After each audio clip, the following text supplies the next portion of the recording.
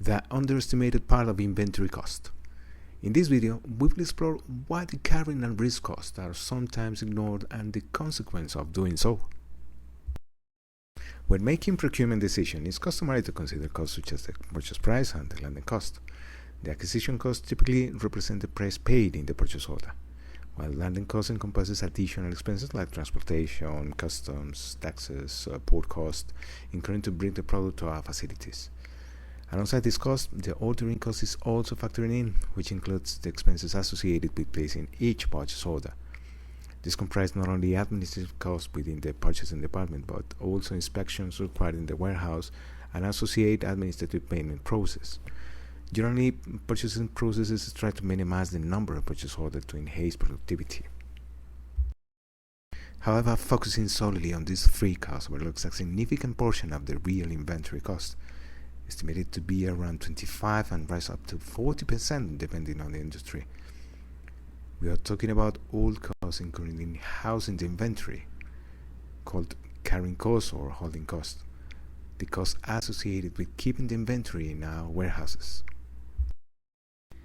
Why is this substantial part of the cost often disregarded?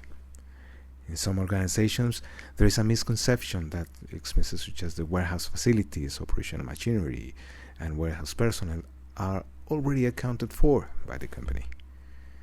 The assumption is that since these costs exist, leveraging them will suffice.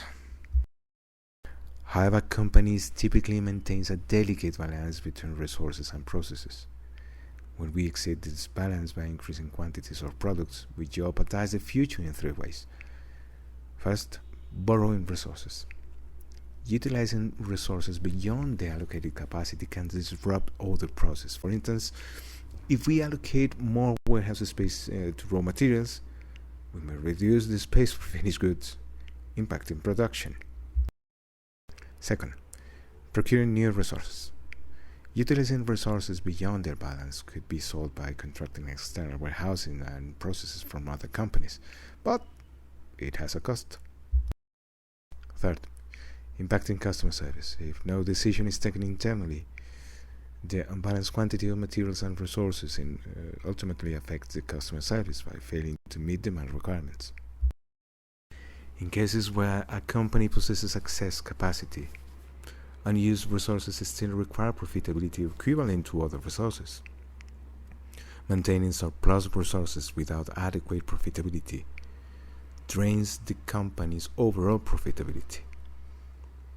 In such instances, resource reduction or leveraging through new service offerings becomes necessary to optimize profitability. Considering the cost essential for procurement analysis, we must include costs associated with holding inventory such as warehouse cost, leasing or rent, depreciation, public services, company's overhead, handling, and opportunity cost. Paid to the stakeholders or banks for the invested money must be included. All those costs should be measured by using a common metric, typically volumetric, to facilitate decision making.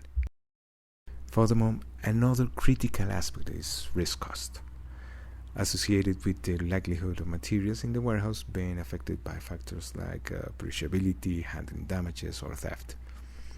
Ignoring this probability could significantly impact the overall business cost. When making decisions about new products, it's crucial to account for potential risk, as optimistic forecasts not always materialize, leading to excess inventory remaining in the warehouse.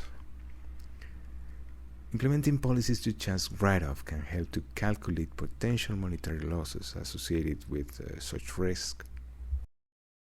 In conclusion, procurement decisions should not solely rely on visible costs like acquisition, landing, and ordering costs, but must also consider carrying costs and associated risk costs to safeguard the company's profitability. Effective communication and accountability regarding the inventory costs are indispensable within our organization to prevent underestimation. By adopting a comprehensive approach to inventory cost analysis, companies can make informed decisions that optimize resources, minimize risk, and ultimately enhance profitability.